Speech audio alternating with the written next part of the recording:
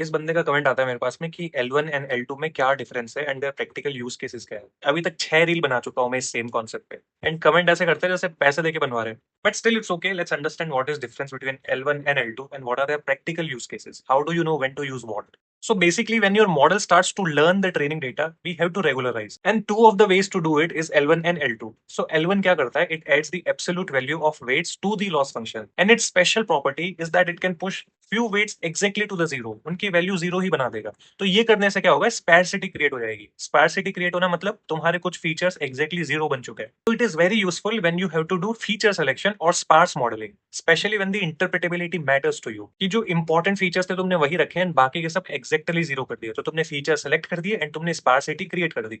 L2 क्या करता है? On the other hand, it will add the squared weights to the loss function. So instead of usually making the weights exactly zero, it will smoothly push the larger weights toward the smaller values. Smaller values, ये तुम याद रखो। Smaller values का मतलब ये होता है कि you are anyhow trying to keep the essence of that particular feature. जो तुमने L1 में exactly zero कर दिया था, तुमने L2 में उसका essence रखा है अपने पास में, क्योंकि उसका weight तुमने exactly zero नहीं किया है। तुमने उसकी एक small value रखी है which is representing the essence of that particular feature in your model.